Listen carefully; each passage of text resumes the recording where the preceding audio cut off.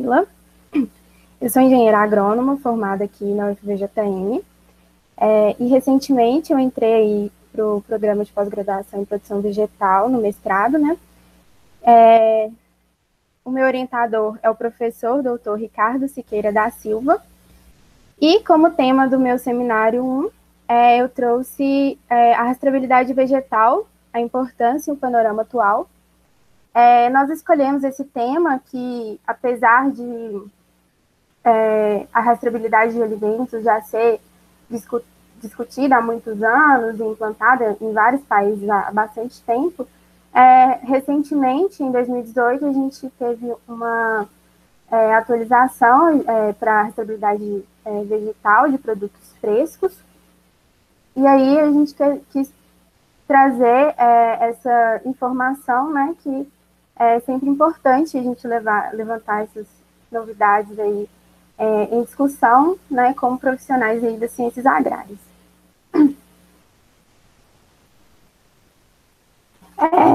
Aqui eu vou apresentar para vocês como que vai acontecer o andamento da minha apresentação.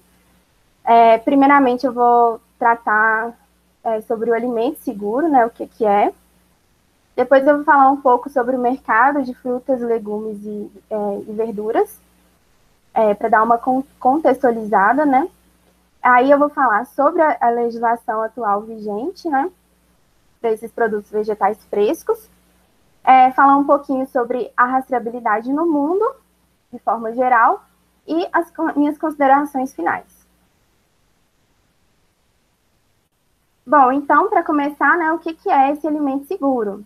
É aquele que não contém nenhum perigo que possa causar danos à saúde do consumidor, né? Então, assim, entende-se como esses alimentos seguros aqueles produtos que foram obtidos, conservados, transportados, expostos à venda e ao consumo, que tenham condições que garantam o controle desses perigos e agentes que possam causar alguma doença, algum dano à saúde do consumidor, né? E estima-se que milhões de mortes no mundo são causadas por meio de ingestão de alimentos ou de água contaminados. São mais de 200 doenças conhecidas que são causadas por meio de alimentos não seguros. E a tendência atual é de que os consumidores, que estão cada vez mais exigentes e mais instruídos, buscar realmente por alimentos seguros, né, e saudáveis. Aí eu trouxe aqui alguns pontos que a gente pode considerar que um alimento não é seguro, né? Então, com a presença de algumas toxinas naturais, resíduos de agrotóxicos, né? A presença de metais pesados, resíduos de drogas veterinárias, quando falando aí de produtos de origem animal, né? E também a presença de poluentes orgânicos persistentes. Aí aqui eu trouxe algumas reportagens que a gente vê comumente aí, né, divulgada na mídia, né, que trata um pouquinho sobre isso. Esse primeiro fala aí que análise encontra presença irregular de agrotóxico em merenda escolar do Rio, falta de registro agrava o uso irregular de agrotóxico em pequenas lavouras, análise aponta mais agrotóxico que o permitido em produtos da Ceasa, e por último aí, laranja, pimentão e goiaba, alimentos campeões de agrotóxico acima do limite. Então, assim, muitas vezes o problema não está só em encontrar resíduos de agroquímicos aí acima do limite permitido, né? Às vezes o problema que o produtor encontra é justamente essa falta de registro de produtos para essas pequenas culturas, né? Para as hortifrutis em geral. E aí eu trouxe esse dado que o Programa de Análise de Resíduos de Agrotóxico em Alimentos apresentou aí esses resultados a respeito do monitoramento de resíduos de agrotóxico em 14 alimentos que foram aí coletados de agosto de 2017 a junho de 2018. Das amostras de alimentos que foram analisadas, 49% não foram detectadas nenhum resíduo, né? 28% foram detectados resíduos acima do limite máximo de resíduo, né? Aliás, 28 apresentaram no limite permitido de resíduo, desculpa, e 23% apresentou alguma inconformidade, né? Então, essas amostras foram consideradas aí insatisfatórias. Dentro dessas irregularidades, foram detectadas 3, que foram amostras que continham algum ingrediente ativo não permitido para a cultura, amostras contendo o limite, acima do limite de resíduo, né? E aí, 2,9% desses foram amostras contendo ingrediente ativo proibido, ou seja, um ingrediente ativo ou que já foi banido ou que ainda não foi permitido seu uso aqui no Brasil. Em relação ao potencial de risco, foi dividido em duas classes que temos aí, né? O de risco agudo, que é o potencial de causar dano à saúde, quando colocado em uma exposição de curto período, então aí cerca de 24 horas, né? E desses, então, foram encontradas 0,89%, ou seja, das 4.616 amostras, 41 foi detectadas esse potencial de risco agudo, né? Que é um risco, vamos dizer assim, imediato.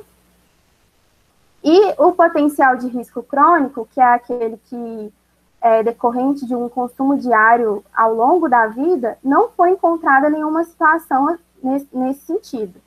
E isso foi analisado a partir de cálculos feitos através de dados coletados de 2013 a 2018. E aí, ainda nessa publicação desse anual aí, eles trouxeram aqui, tem os 14 alimentos que foram analisados, né? E aqui nessa tabela fala sobre o número de amostras com esse potencial de risco agudo, né? E aí, com destaque para a laranja, de todas as amostras, foram encontrados 27, então aí dentro das 14 foi o que teve o maior, né, índice, com esse potencial de risco agudo. Porém, eles indicam que esse problema ele pode ser amenizado assim de alguma forma na laranja, porque normalmente esses resíduos eles são encontrados na casca.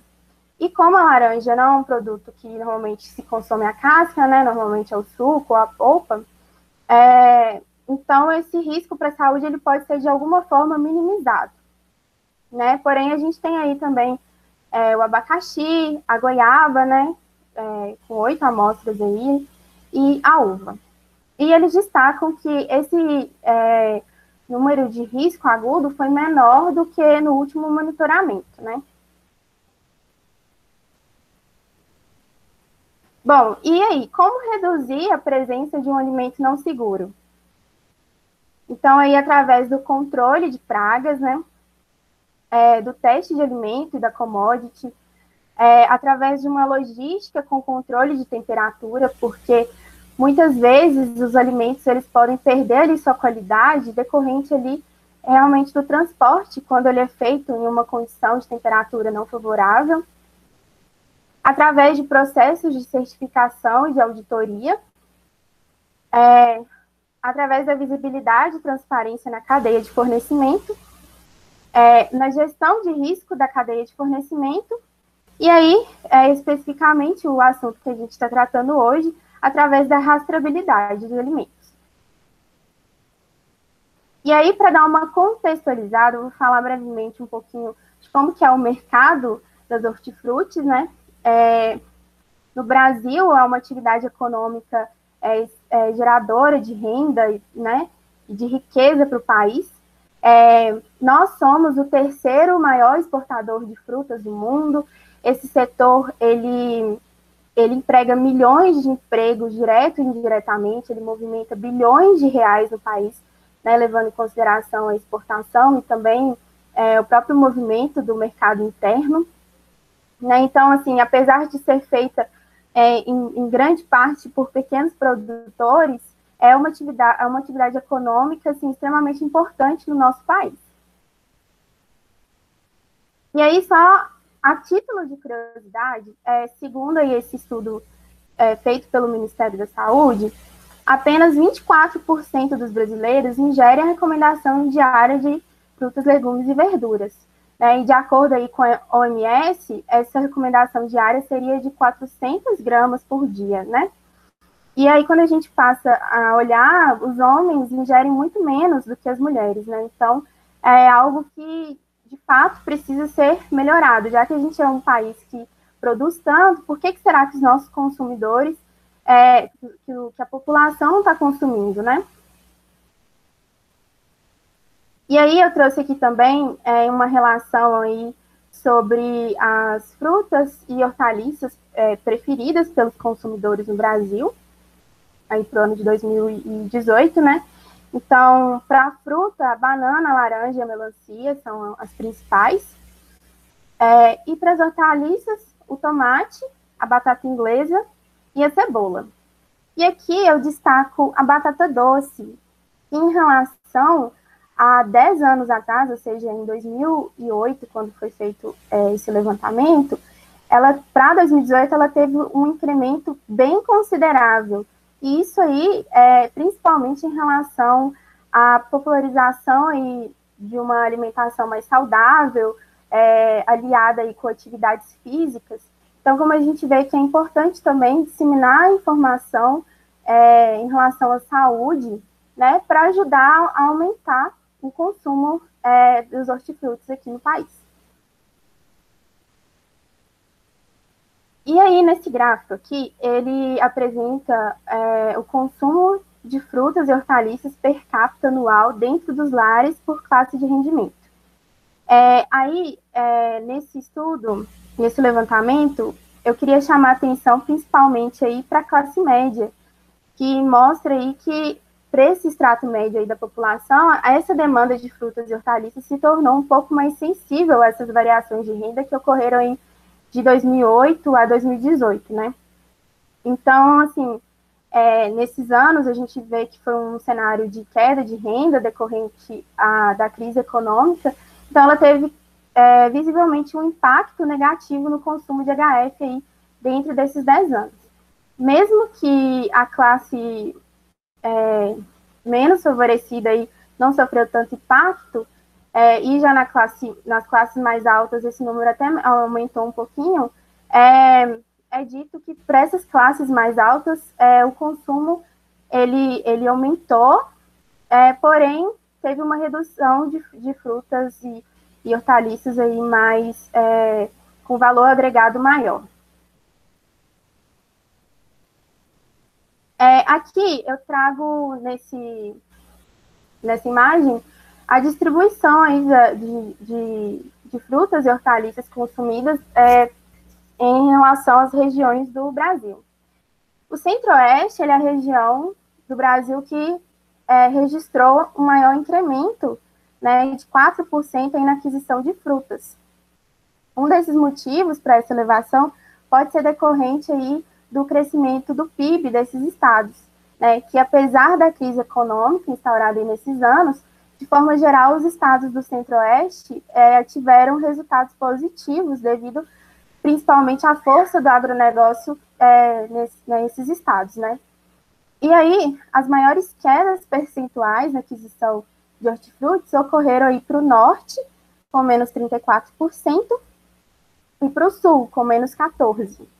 Porém, esses estados, eles têm alguns cenários distintos, né?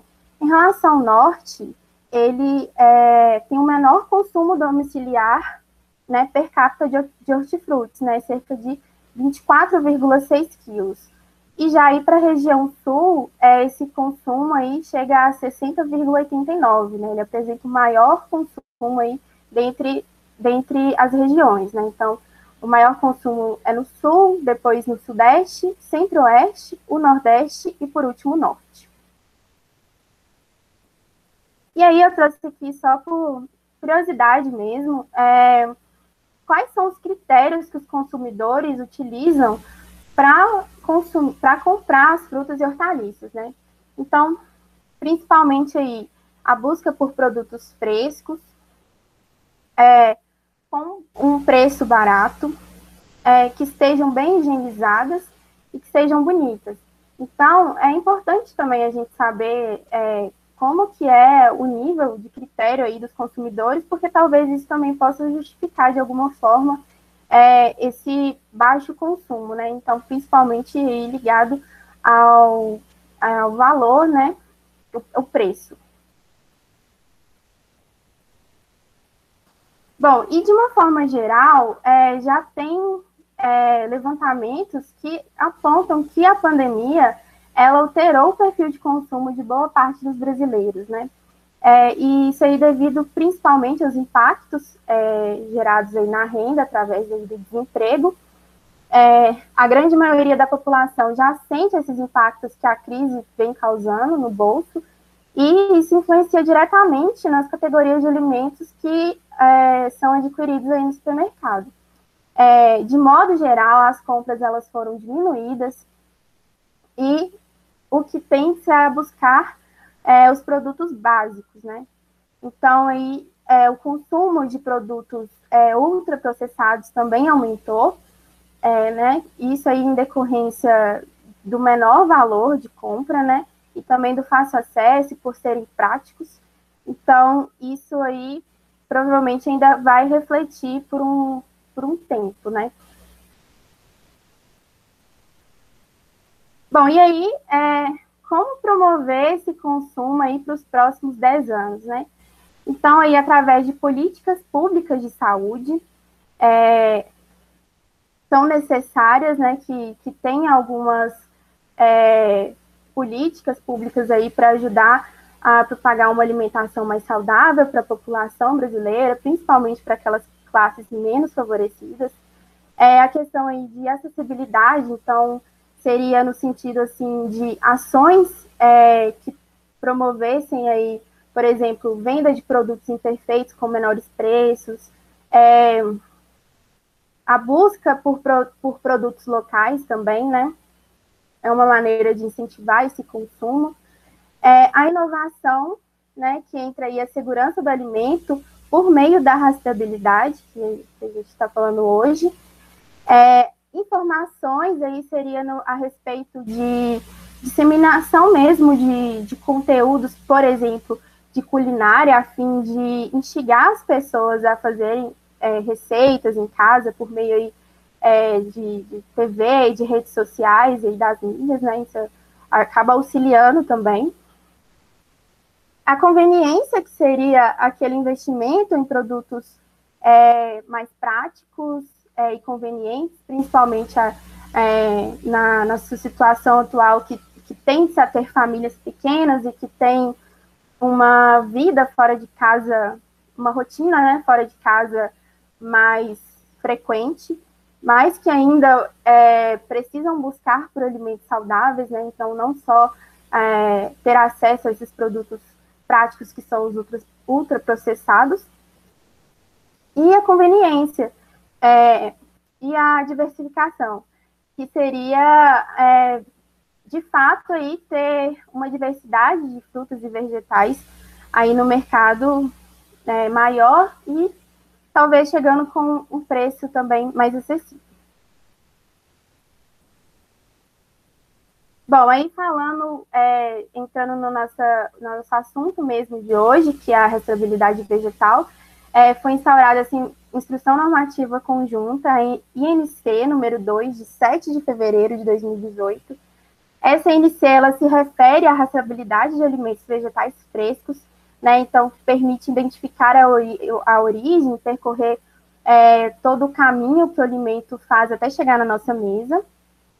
Ela surgiu muito dessa preocupação com a presença de resíduos tóxicos nos alimentos e também de uma exigência por uma alimentação mais saudável. Essa normativa ela deve auxiliar aí no monitoramento e no controle desses resíduos de agrotóxicos e qualquer também outro contaminante que possa afetar aí a qualidade desses produtos destinados à nossa alimentação.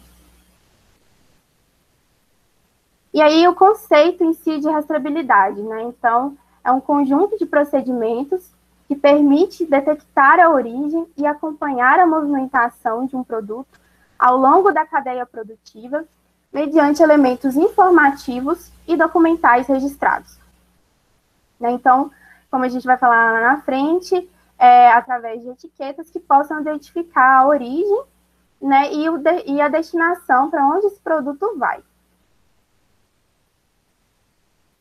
Bom, e o processo de rastreabilidade, ele é muito mais além do que apenas só adicionar um rótulo com uma informação qualquer ali no produto, né? É preciso coletar informações de quem produziu esse produto, o que foi produzido, quando, como e para quem esse produto foi vendido.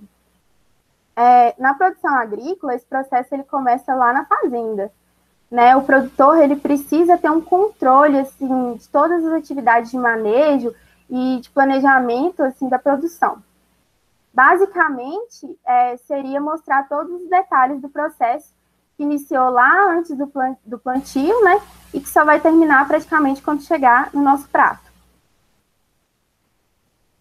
E aqui eu trouxe algumas informações que são obrigatórias que os entes da cadeia produtiva devem ter registrados e arquivados. Então, tanto o ente anterior, né, que seria ali o fornecedor, tanto o ente posterior da cadeia, que seria ali o comprador, devem armazenar essas informações, né, a título aí de uma fiscalização e etc. Então, são informações como o nome do produto, a variedade ao cultivar, a quantidade do produto que foi expedido ou que foi comprado, né? A identificação do lote, né, é extremamente importante, porque decorrente de qualquer problema que for detectado ali nesse alimento, através dessa identificação do lote, fica mais fácil fazer esse processo aí de recal, por exemplo. A data de expedição do produto vegetal, e aí as informações do comprador ou do fornecedor, né, que seria o nome, o documento, né, e o endereço, ou então coordenada geográfica.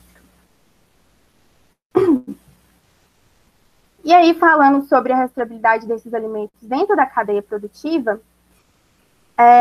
normalmente esse fluxo de informação do rastreamento, como mostra aqui na imagem, ele é inverso, né, ao fluxo produtivo da cadeia. Então, ele começa lá do consumidor, né, já quando chega no destino final, até chegar lá na fazenda, e o fluxo da cadeia produtiva passa aí pelo produtor, vai, né, desde o plantio, aliás, até os tratos culturais que são empregados, a colheita, toda a parte de embalagem e logística, né, o transporte aí desse produto até chegar nos canais de distribuição e até chegar no consumidor. Todos esses entes envolvidos aí na cadeia produtiva, eles devem se preocupar em atender essas legislações, né, como eu falei, tendo as perguntas listadas que eu falei anteriormente, né, então a rastreabilidade ela requer também uma atenção muito especial em relação ao produtor, porque ele precisa manter na propriedade os registros, né, no caderno de campo de tudo que foi aplicado ali durante o ciclo produtivo daquela cultura, e tem que ter também uma relação, uma conexão, né, entre todas essas informações. Então, entre o lote, os insumos que foram aplicados, tudo isso tem que estar muito, muito bem interligado para facilitar aí essa rastreabilidade, né, tanto para frente, que é para onde esse produto vai ser enviado, como para trás, que é de onde esse produto veio. Aí o produtor ele deve estar aliado aí nessas quatro prioridades aí, né? Que seria o caderno de campo, como eu citei. Esse caderno de campo ele é um controle das rotinas de cultivo, de colheita que o produtor deve manter na fazenda para atender essas exigências e possíveis fiscalizações, né? A identificação do lote, né? Então, durante a colheita, cada parcela retirada de frutas ou de hortaliças, elas devem gerar um número de lote, né, que é para identificar exatamente de qual canteiro ou de qual talhão, né, veio aquele produto. O rótulo na embalagem, né? Então, essa rotulagem ela é obrigatória, né? Ou nos produtos ou nas embalagens. Ela pode ser feita usando etiquetas, usando código de barras, QR Code, ou qualquer outro sistema de informação que permita identificar a origem, o destino desses produtos.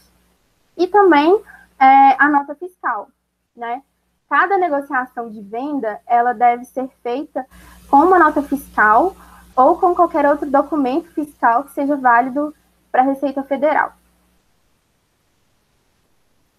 E aí, falando um pouco mais sobre esse caderno de campo, né? Então, como eu falei, ele precisa registrar os insumos agrícolas utilizados na produção e ou pós-colheita em conformidade com o receituário agronômico.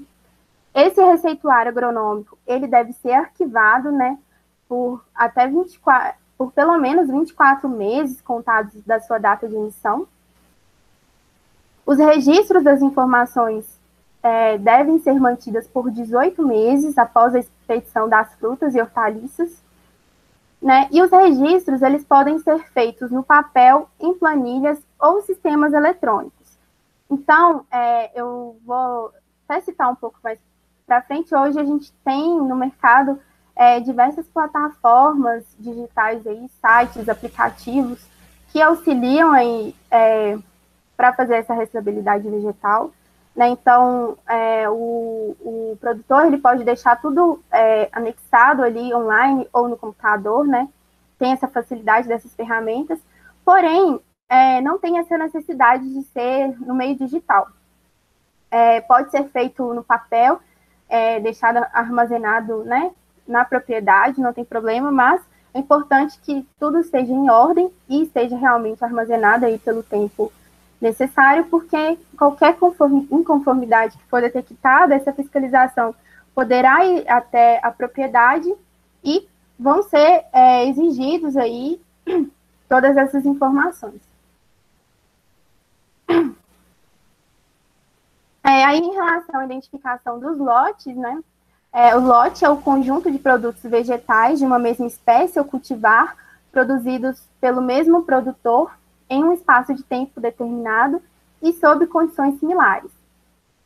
Então, aí eu coloquei só um exemplo de como pode ser feito, pode ser gerado esse número de lote, a fim também de ajudar esse produtor a também identificar ali na sua propriedade de onde veio aquele produto, né? Então, só um exemplo, esse lote ele pode ser criado aí, essa série aí, pode ser criado assim, da maneira que o produtor achar melhor. Então, nesse exemplo eu coloquei, por exemplo, pegar as iniciais ou do produtor, ou da propriedade, né, do nome da propriedade, o produto, né, o nome do produto, as iniciais do produto, e a data de colheita. E assim, fácil, a gente já gerou um número de lote que vai permitir a gente identificar ali no campo. E aí, falando sobre o rótulo nas embalagens, quais que são as informações que são indispensáveis, né, ter aí nessa rotulagem? Então, a gente tem aí o nome, a variedade ou cultivar desse produto, o nome completo ou razão social, né? Então, o nome da propriedade aí. O documento, né? Então, inscrição estadual, CPF, CNPJ.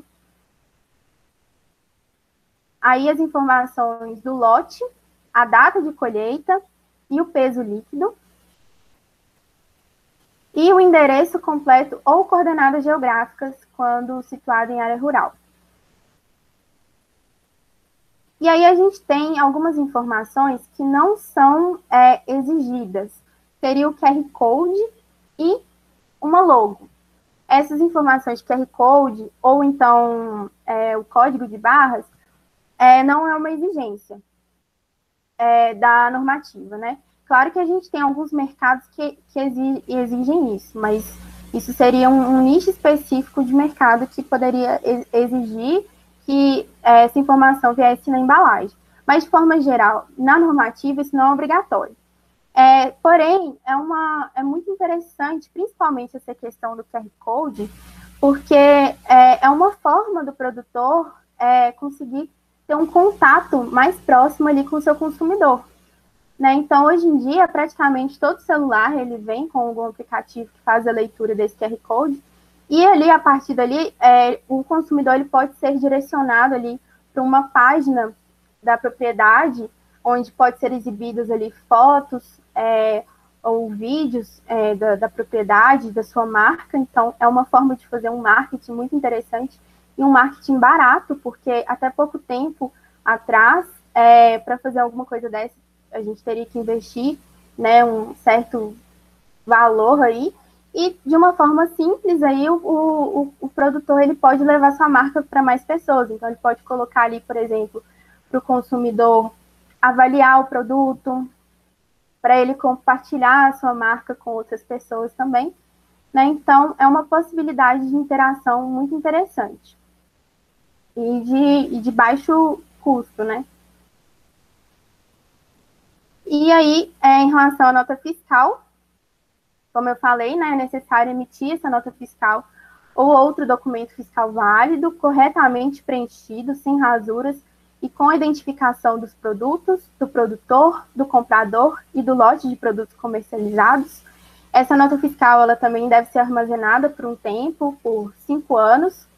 E também é importante lembrar que não é só a nota fiscal de venda desses produtos, né? As notas fiscais de compra dos insumos e de qualquer outro defensivo, qualquer coisa que for usada ali durante a produção, deve ser armazenados também. Aí, quando a normativa foi publicada, ela teve alguns prazos de implementação de acordo com alguns, dividido em alguns grupos, né? Então, foram divididas aí os grupos em frutas, raízes, tubérculos e bulbos, hortaliças folhosas e ervas aromáticas frescas e hortaliças não folhosas. Aí, esse primeiro grupo aqui, que foi dividido, esses 3 grupos eles foram divididos em relação principalmente ao número de produtos que são registrados para essas culturas. Então, como esse grupo aqui ele tem um maior número de produtos registrados para utilização nessas culturas específicas, foi implementado esse prazo até o dia 1º de agosto de 2019. Todas essas culturas aqui deveriam estar em conformidade aí com a rastreabilidade vegetal. Um ano depois, esse segundo grupo aqui, né, foi implementado, e agora, no próximo dia 8 de agosto, o restante dessas culturas deverão estar em conformidade aí com todas as normas vistas aí na normativa conjunta. E aí, como eu falei anteriormente, a gente tem diversas ferramentas de rastreabilidade já no mercado. Eu coloquei só alguns exemplos aí para ter uma ideia, né? Então, a gente tem, como eu falei, desde aplicativos para celular, tanto como plataformas em sites. E é uma coisa muito interessante, a que eu vi, ela realmente tinha um custo acessível, se eu não me engano, era para um plano mensal, o produtor ele pagaria R$20 para ter essa ferramenta liberada. E ali dentro da ferramenta é interessante porque ele consegue cadastrar sua propriedade, né, através das coordenadas, ele consegue colocar tudo ali da sua propriedade, ele consegue armazenar todos esses documentos, eles são armazenados, então, diretamente no site, então fica fácil também para ficar organizado para uma possível fiscalização, e também acaba sendo uma forma muito interessante de fazer um gerenciamento ali da propriedade.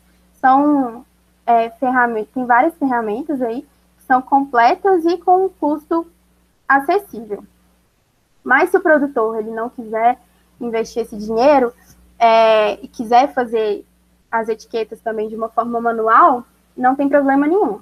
Né? O interessante aí dessas ferramentas é que elas já têm ali consegue padronizar toda a parte de rotulagens, consegue colocar, por exemplo, o QR Code, como eu falei anteriormente, né? Mas vai aí a critério do produtor.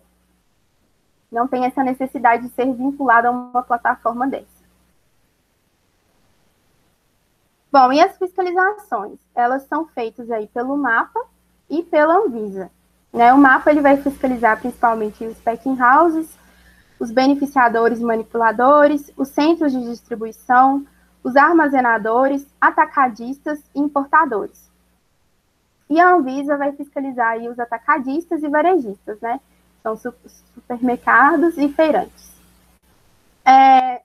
Esses órgãos de fiscalização, eles irão verificar o rótulo se os produtos estão embalados de forma correta com essa rotulagem, se estão identificados, né, de forma correta, com essas informações mínimas obrigatórias que eu falei anteriormente. Irão verificar se dispõe de um arquivo com o registro das informações obrigatórias para a identificação de onde esse produto veio, para onde ele vai. E se por acaso forem identificadas algum alimento com níveis de resíduo acima do limite permitido, ou que com resíduos de produtos proibidos ou que não são autorizados para aquela cultura, a fiscalização ela será realizada também na propriedade rural.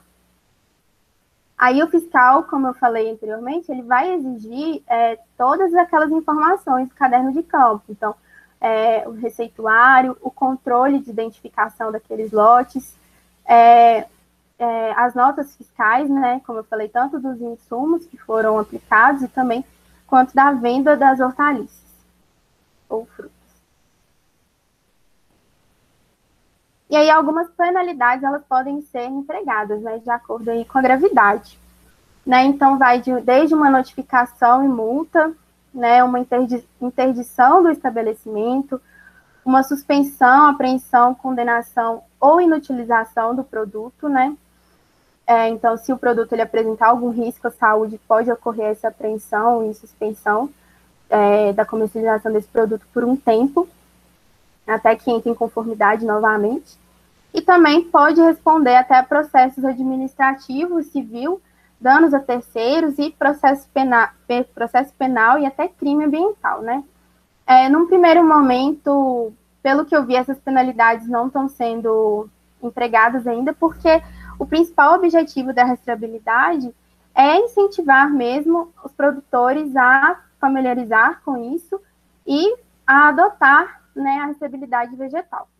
Mas eu acredito que quando acabar esse prazo de implementação, essas penalidades começarão a valer.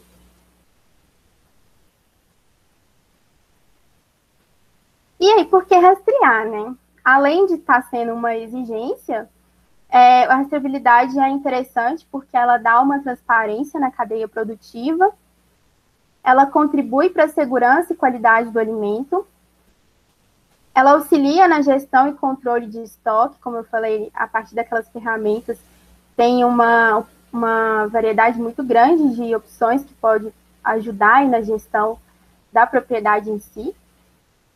Aumenta o valor agregado do produto,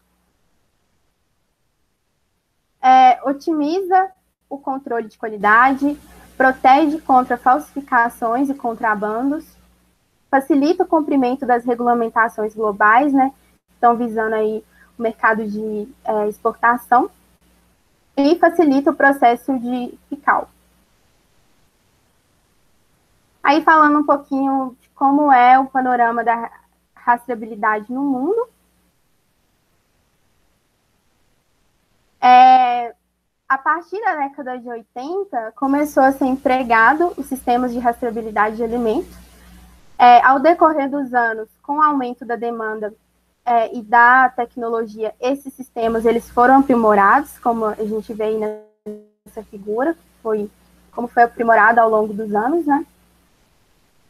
Aí no estágio 1.0, ele consistia basicamente aí em registros simples de informações no papel ou de documentos eletrônicos, quando possível, né?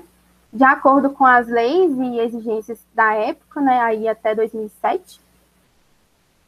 Já aí na fase 2.8, o grande avanço ele se deu principalmente aí com a popularização da internet, onde foi possível fazer a integração da informação desses dados de cada elo aí da cadeia produtiva e também a possibilidade de compartilhar essas informações no meio eletrônico em tempo real, né? E aí a gente já está aí na fase 3.0, que seria uma nova geração tecnológica, né?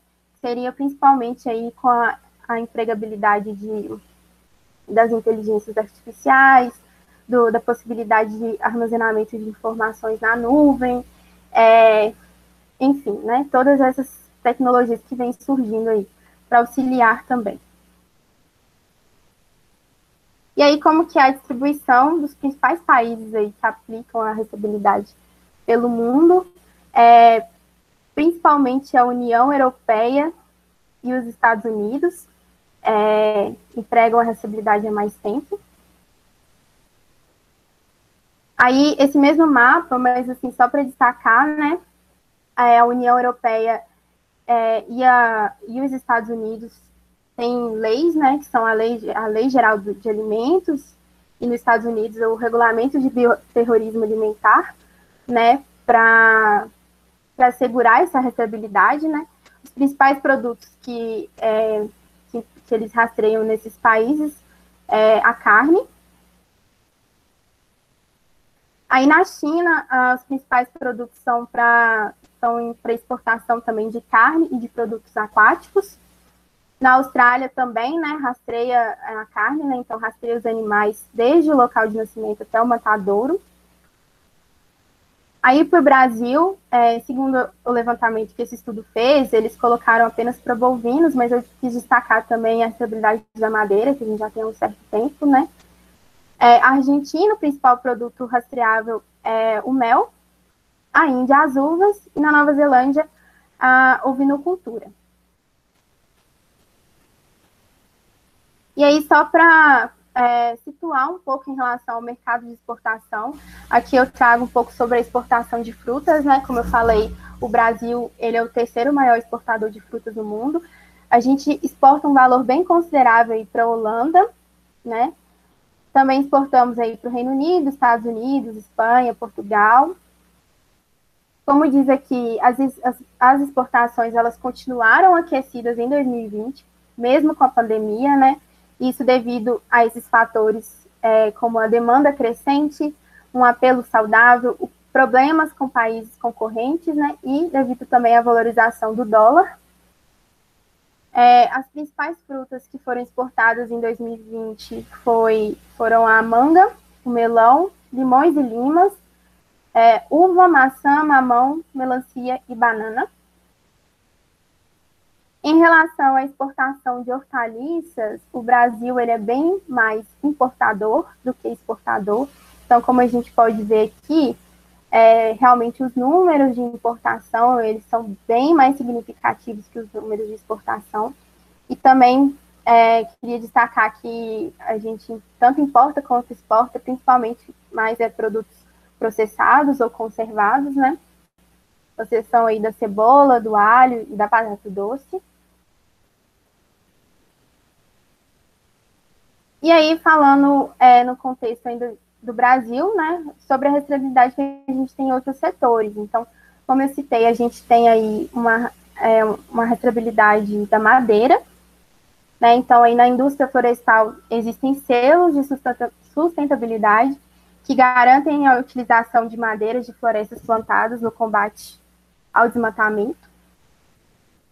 Né? Aí a gente tem a lei número 12.651, de 2012, conhecida como o novo Código Florestal ou a Lei de Proteção da Vegetação Nativa. Então, por meio de empresas certificadoras, né, consegue fazer essa rastreabilidade da madeira através de um documento de origem florestal também. Nós temos também a rastreabilidade da carne.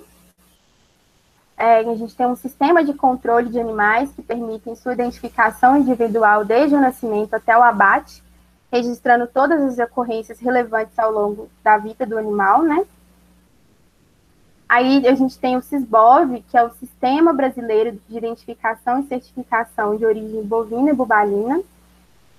Os animais, eles são identificados através de um sistema padronizado, né, com a utilização de brincos e também de um documento de identificação animal. Esse SISBOV, ele foi criado em 2002, principalmente aí para atender as exigências mercadológicas internacionais, né, porque são mercados que exigem que os fornecedores demonstrem aí uma capacidade de garantir o controle do trânsito desses animais, dos tratamentos sanitários que são empregados e também do bem-estar animal e nutricional. Bom, e aí, falando um pouco sobre minhas considerações finais, eu destaquei que a implementação de uma nova tecnologia sempre traz dificuldades que precisam ser superadas, então ainda está nessa fase, né? Então o produtor ele ainda encontra alguns problemas na implementação dessa tecnologia, principalmente aí relacionada às vezes a falta de convívio com tecnologia, às vezes pensando aí no pequeno produtor, né? Mas talvez falta de acesso à internet também nas propriedades rurais pode ser um problema também. A rastreabilidade, ela representa um avanço para investigar as irregularidades, porque aí, através da rastreabilidade, a gente vai ter órgãos confiáveis e competentes que vão fazer esses levantamentos, então vai ser uma informação um pouco mais segura que vai chegar, né, a nós. Eu destaquei também que as culturas sem obrigatoriedade podem investir na rastreabilidade, né? Como eu falei, é uma interessante forma de marketing. Então, você ter um produto ali que você consegue levar sua marca e ter uma proximidade com esse consumidor faz muita diferença, porque os consumidores estão cada vez mais exigentes. É claro que a gente tem um nicho específico de consumidores assim, mas é muito interessante explorar, né, esse campo. A importância dos programas de pós-graduação, então, em relação aí à divulgação de pesquisas, aí, por exemplo, em relação a esses resíduos, né? Também em relação a esses debates que a gente promove aqui, a importância também de disseminar essas informações, a importância da extensão rural, né, também, de a gente levar essas informações para o campo, e pesquisas que podem ser feitas futuramente até a fim de melhorar esse sistema de rastreabilidade, que muitas vezes a gente pode ser feito até através de parcerias aí, por exemplo, com sistemas de informação, né? O desafio das minor crops seriam ali aquelas culturas com suporte fitossanitário insuficiente, né? Como eu falei, muitas vezes, apesar dessas culturas, né, de hortifruti, em geral, ser extremamente importante no Brasil, de fato, a gente tem poucos produtos registrados, então acaba sendo um empecilho muito grande para o produtor conseguir essa conformidade, conseguir ficar por dentro de todas as normas aí da rastreabilidade, então realmente é um desafio. E a tendência mundial na rastreabilidade de alimentos, com certeza isso aí vai continuar e com certeza vai expandir para outros alimentos também. A gente pode fazer até um paralelo aí com a pandemia mesmo, porque como a gente passou a ter um cuidado maior com as coisas que a gente traz para nossa casa, né? E com a alimentação, eu acredito que não é diferente. Então, quando esse sistema ele ficar cada vez mais acessível para o consumidor, então eu acredito que será uma tendência, né, que vai continuar para os próximos anos e com certeza vai atingir também outras classes de alimentos. Bom, pessoal, era isso que eu tinha para apresentar para vocês.